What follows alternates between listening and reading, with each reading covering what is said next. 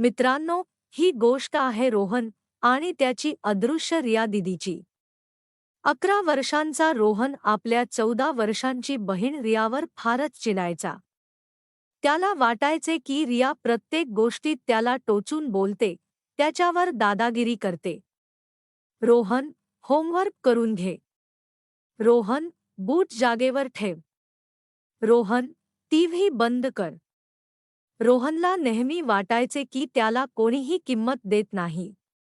आणि रिया दीदीचे तर आयुष्य अगदी मजेत आहे, बस पेंटिंग करणे आणि मम्मी पप्पांची चमची बनून फिरणे। एक दिवस शाळेत रोहनला एक सायन्सचा प्रोजेक्ट मिळाला।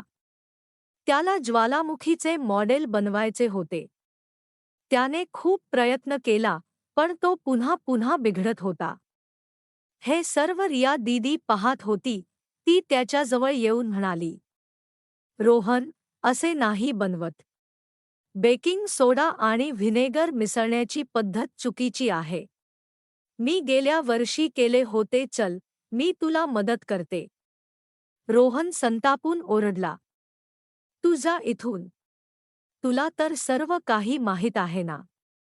माझ्या चुका काढायला तू तर नेहमीच तयार असतेस ना।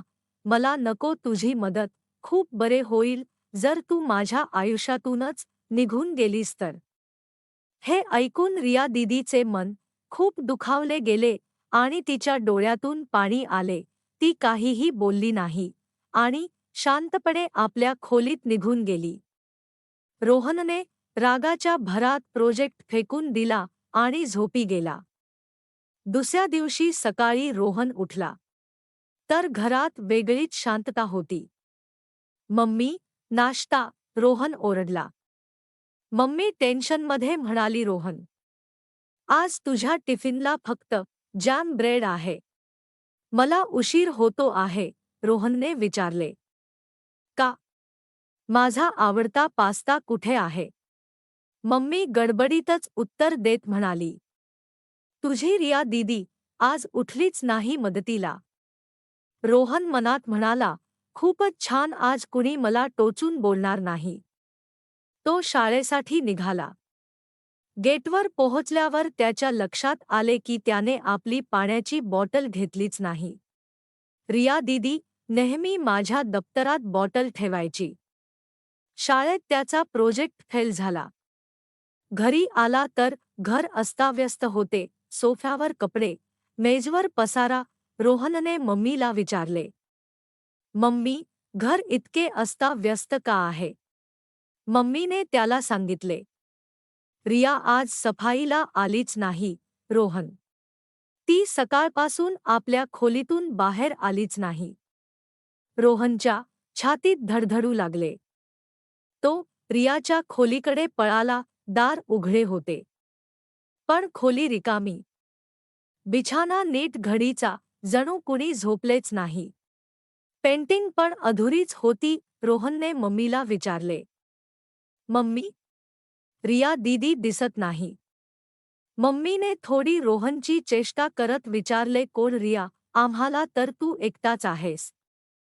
रोहन थोडा गोंधळला आणि म्हणाला, अरे मम्मी, माझी मोठी बहीण रिया दीदी, जी नेहमी पेंटिंग करत असते।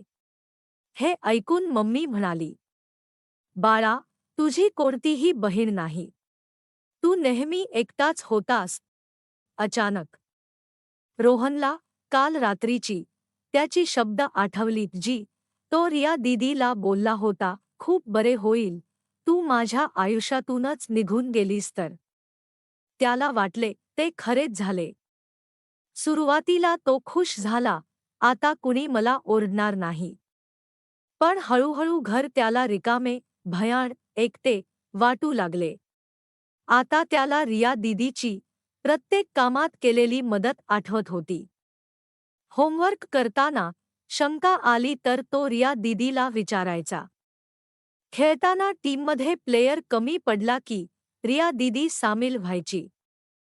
रात्री वीज कडकल्यावर रिया दीदी त्याला कवटाळून बसायची। रिया दीदी घरात नसल्यामुळे रोहनला आता स्वतःचेच घर भयान वाटू लागले।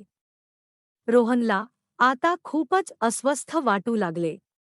रोहन धावत रिया दीदीच्या रिकाम्या खोलीत गेला. रिया दीदीची खोली रिकामी बघून त्याला अश्रू अनावर झाले आणि तो हळू आवाजात म्हणाला, सॉरी दीदी. प्लीज परतीये, मी तुझी रिस्पेक्ट करीन, तुझे सर्व म्हणणे ऐकेन, प्लीज प्लीज तू परतीये. अचानक त्याला एक ओळखीचा आवाज ऐकू आला. बुद्धू रडणे बंद कर, मी कोठेही गेलेली नाही. हे ऐकून रोहनने वर पाहिले.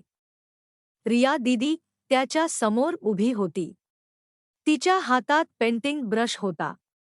रोहन एकदम ओरडला, रिया दीदी. तो तिच्या मिठीत धावून गेला. रिया म्हणाली, मी कुठेही गेली नव्हती बुद्धू, तुझा राग आला होता म्हणून पेंटिंग करायला छतावर गेले होते. आणि मम्मीने तुझी थोडी मस्करी केली होती. रोहनने तिला घट्ट मिठी मारली. त्याला कळले, रियाच त्याची बेस्ट फ्रेंड, टीचर, गाईड, सगळं काही आहे. दुसऱ्या दिवशी रिया होमवर्क करत होती. रिया दीदीने पाणी मागायच्या आधीच रोहनने पाण्याचा एक ग्लास टेबलावर तिच्याजवळ आणून ठेवला. रिया हसून म्हणाली, रोहन, आज सूर्य कुठून उगवला? तू ठीक आहेस ना? रोहन हसला आणि म्हणाला, थँक यू दीदी. प्रत्येक गोष्टीसाठी. जेव्हा जेव्हा मला तुझी गरज होती, तू आधीपासूनच माझ्यासोबत उभी होतीस. मुलांनो, आपल्या सगळ्यांच्या आयुष्यात असे कोणीतरी असते. आई, बाबा, भाऊ, बहीण किंवा शिक्षक. आपल्याला कधी कधी वाटतं ते फक्त आपल्याला नेहमी टोचून बोलतात. पण खरं तर ते आपल्यासाठी चांगले करत असतात. ते आपल्याला डिसिप्लिन लावण्याचा प्रयत्न करत असतात. ते आपल्याला समजूतदार बनवतात आणि एक चांगला, सक्षम माणूस बनवतात. रोहनला ही गोष्ट तेव्हा कळली जेव्हा रिया अदृश्य झाली.